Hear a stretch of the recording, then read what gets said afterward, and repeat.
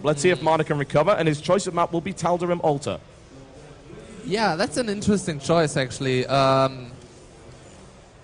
I really dislike Tal'Darim Altar on both CVC and PvP because it is a really cheesy map. Yeah.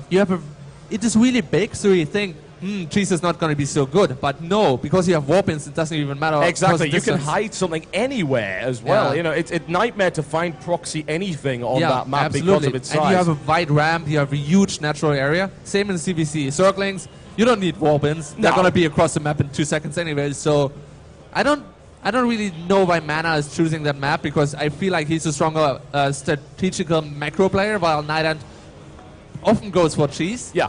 So I'm a little bit confused by that. But MaNa probably knows what he's doing, and I wish him good luck, as well as to Nightend. And let's go into the game when the players are ready. Yeah, players are in. Well, MaNa is ready, Nightend is ready, so let's just switch us both to referee and make that happen. I have to wonder if this is more of a comfort thing for him, because I have seen him win a lot of games on Tal'Darim. Oh, yeah. MaNa has had a great success rate on this map, so as opposed to just having any particular player, it might be just, you know what, I've got a good success rate on this map, let's give it a try. Yeah, absolutely. I mean, some maps you just feel like you're playing better. Yeah. For like no apparent reason. It's just because maybe you won more tournaments even by chance on that map, and then you feel really comfortable and strong on it, and then you're actually also going to be playing better on it. Yeah, and here we go, folks. I bring in mouz.MaNa. He is in the green trunks, and he is playing Protoss to the northwest of the Tal'Darim Altar, currently trailing one game against his opponent, Nightend, in the far positions. And I'm talking about, this is a long jog. This isn't a jog. This is a marathon rush distance across here. And, of course, he is in the blue trunks playing Protoss. Yeah. It's going to be really, really exciting to see if we're going to see an early cheese. So I'd rather see both players expanding, of course. Yeah, of course. So everything very standard. Nothing weird is gonna happen in the first 45 minutes. So I don't know. We could just talk about your lifestyle. You know, what is your jet-setting lifestyle like as a pro gamer? Oh, it's actually really exhausting. After Dreamhack, I'm not gonna have to go to any tournament for 3 months. Only practice and take care of my health and everything. Because the last month have been crazy for like almost everybody. Everybody, yeah. Me and Apollo have done 4 I don't even know which month, time zone I'm living in anymore. But yeah, I can understand that. Yeah, definitely. You were at MLG, of course, and then you fly back for this. Yeah, and I was in Germany and Battle in Berlin. Yep. I've been in America 9 times this year, so it's awesome, but it's also very exhausting. Sitting on planes for 20 hours sometimes. Yeah, I hate flying. I hate flying. Oh. Yeah. We both. Why are planes so slow? Why are planes so horrible as well? You know, especially American Airlines. Oh, you don't like those? Yeah, I hate United. United's pretty bad. US Airways is pretty good. I like that. Continental's okay too. Yeah, they're okay. And Virgin Atlantic, I had those like 2 flights ago. If you have those, you're gonna be so spoiled because they're actually good. Yeah, there was actually an advert in the airport where it was Virgin Atlantic that said, we have fully reclining beds. And it's like, this is how the other half flies. Like, you know, I could buy a car for the cost of that flight. So maybe not the best idea. I'd love to talk about what's going on in the game, but they're doing exactly the same thing. It's blindingly obvious from the production tab. And that's PvP for you in the first couple of minutes. Yeah, sure. There's nothing noteworthy going on, that's for sure. Absolutely not. Although MaNa is actually adding on a second gateway, which is the first deviation in the build thus far, and Nightend's going to do the same thing. So there we go. We're back to a stalemate. Yeah. It often happens if in a mirror matchup you're ahead, you're going to scout something. Yeah. A really smart response is to just copy the build of your opponent, because you're just going to be safe. You're not going to die, and you're up 1-0 anyway, so you just might want to play safe. Yeah, you might as well do that. And often in, say, ZVZ, we compare it to a bit of a game of chicken, where you know exactly what's going on. You say, are you going to do that? I'm going to do it one later, just so that I've got a bit of an economic boost. And you dare him to take a choice that you can react to. And I suppose PvP can be similar in some ways, not as reactionary, perhaps. But right now, we're looking pretty identical. We've got Nightend is actually going to put out a second Stalker, and mouz.MaNa is as well, so that's also not a big deal. Until Warp Gate Tech is done, nothing will happen. Yeah. Third gate being added by Nightend as well as by MaNa a little bit later. There's a probe out for MaNa on the watchtower. He knows what's going on. He's scouting for... Oh, Nightend is actually scouting around for proxy pylons. He's going to discover that probe. Going to chase it away. And yeah, it looks like both players are just gone. Oh, never mind. MaNa is adding a 4th gate while Nightend is adding a forge. That's a really interesting choice, considering usually, obviously, you want to go into a bit of an arms race once you've got the Forge up there and start to go for upgrades. But with the 4th gate added right here by MaNa, I'm not sure that that's going to be a good idea. No, you know what? I don't think the Forge is actually for upgrades. I think... You think he's actually going to cannon? I think he's actually thinking on Tal'Darim. It's so popular in 4 gate. I am up 1-0. I'm just going to blind counter the most popular build on Tal'Darim and go cannon. And get a Nexus. And yeah, exactly. Cannon up and get the expansion, and that is a good choice there. Cannons will add to this mix immensely. Of course, there is the potential vulnerability of that pylon, but if you know where he's put it at the very edge of the power matrix there, so getting past those cannons is going to be very tricky. Yeah. You know, the thing is, if MaNa would have seen that earlier, he could just expand and be far ahead. But I don't think MaNa is expecting anything like that. No. It's so unusual to do that. And Nightend's saving up money. He's going to get a Nexus now. I am a little bit afraid that... Well, actually, he should be fine. It's brilliant. It's really, really brilliant. Yeah, it's a smart move, and again, we don't see that an awful lot unless you're cannon rushing your opponent. Cannons don't really come into play in the PvP matchup in this way, so I'm looking forward to seeing how well this actually performs. So Nightend obviously has a smaller army, but he has static defense, and he also has the benefit of sentries. There is the possibility of a really, really tough defense against MaNa. MaNa's going to add a robotics facility on one base here. Yeah, and the thing is, MaNa's not even playing an offensive 4-gate. He doesn't have a proxy pylon out. He just wanted to be safe. Very much defensive, yeah, he didn't want to get cheese himself, but he's getting a Nexus so much later than Nightend. Yeah, Nightend's Nexus is already halfway to completion, and MaNa's got to put this down in the next few seconds here, but such a lead. Over a minute in the difference, and this 4-gateway build here by MaNa has done nothing. It's been designed as a...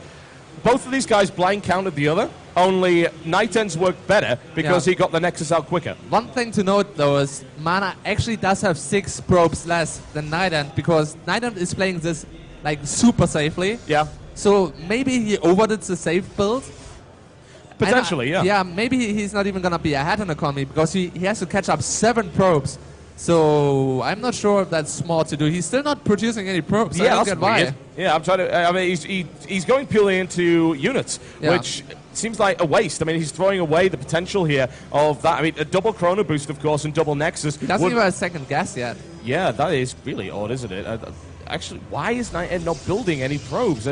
He's building up for... I think he's just paranoid of an attack, and unfortunately he is throwing away that lead. That Nexus is going to go up, and that probe lead that you mentioned earlier, which is now actually at 7, MaNa's now going to have the better economy, and that shouldn't have happened. No, that doesn't make any sense whatsoever. Yeah, absolutely. Nightend was committing to that blind counter build way too long. He should have noticed, there's nothing coming here. I can make probes. It does make sense. The timing would have hit already, so kind of bad timing sense by Nightend. He's pushing out now. He has a lot of units, but MaNa is going to have a second Immortal too. He's going to Chrono Boost at 30 Immortal, I'm sure. And there's no way Nightend is going to be able to do any damage there. No, there's even Blink coming up as well. MaNa even has the larger army before this one's halfway across the map. So Nightend came up with something that was interesting and then didn't really know what to do with it. Yeah. Well, I mean, they're equal in probes now, because for a while MaNa, on the other hand, stopped making probes because I think he may be a little bit paranoid because nothing was going on either. This is hilarious. This is like a spy novel going on between these two. Yeah, absolutely. Nightend does have a Forge, so he could go for upgrades now, which is going to be really nice. Going for Colossus instead of Blink, I'm not sure if I like that on Tal'Darim at all. There are so many spots where I can go in with Stalkers and be annoying. Nightend is going to be forced into defensive mode for a long time. If he commits to Colossus, I'd really like to see a fast third base, but I'm not sure if he's going to do that. I really see MaNa ahead a lot at this point now. Yeah, MaNa's army is very, very large. He'll potentially be looking to push out. Once Blink is complete, he's got opportunities here. The Pylon is going down here, so he will be trying to set up Blink play into the main. There are vulnerable units and, of course, vulnerable buildings. You've already got a large force down to this Zelnaga Watchtower. Of course, control of that means that really nothing can roll out of that base without MaNa at least being able to smell that.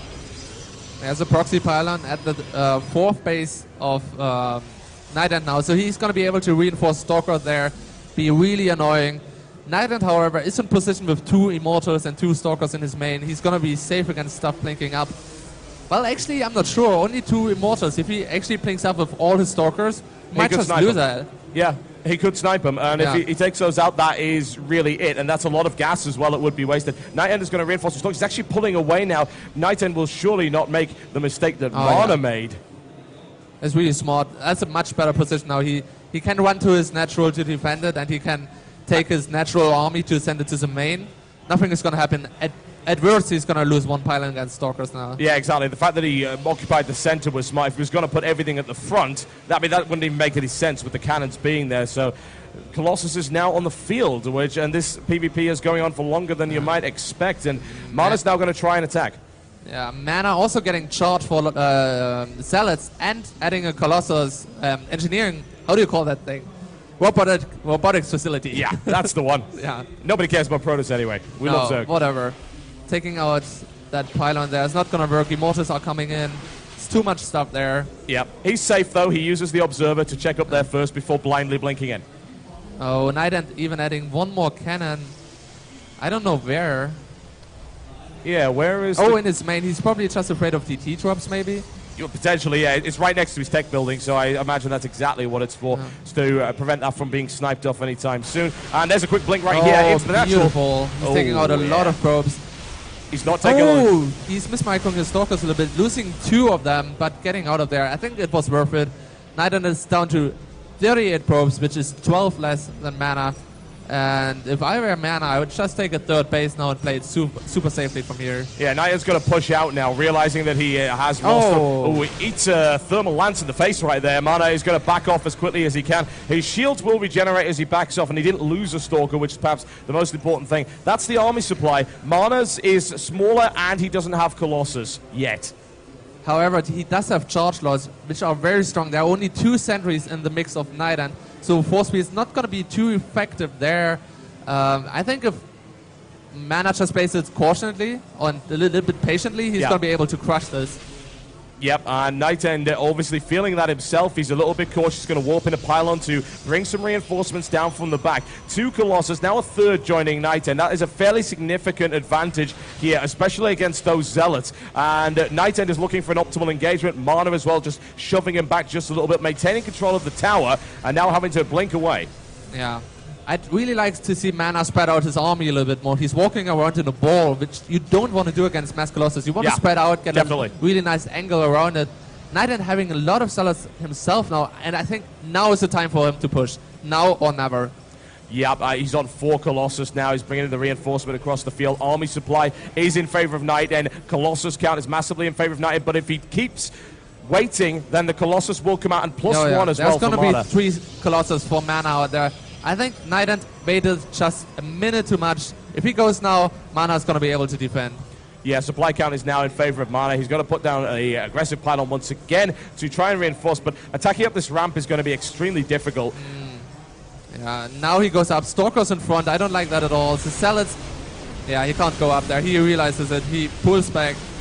Yeah, he puts down the force fields right now. He wants to try and engage the Zealots on a wide arc so that he can do as much damage as possible. But a quick blink right there by MaNa, trying to engage that Colossus. Good micromanagement by Nightend to bring that one back. The Zealots did just get absolutely hammered, and Nightend does bring in some reinforcements, but still there's 2 Immortals in the back, which are proving to be extremely problematic. Stalkers getting picked off left, right, and center. The Colossus count, however, though, with Nightend keeping those alive, 2 go down from a good blink. Really nicely done there by Nightend. I'm surprised Nightend is actually taking that battle. It looked really good for MaNa at the beginning, but nice control by Nightend. Very good. 2 more Colossus are on the field for MaNa, but it's not going to be enough. All the probes are being pulled now. You can't just take out the economy and be ahead in the game, but he might just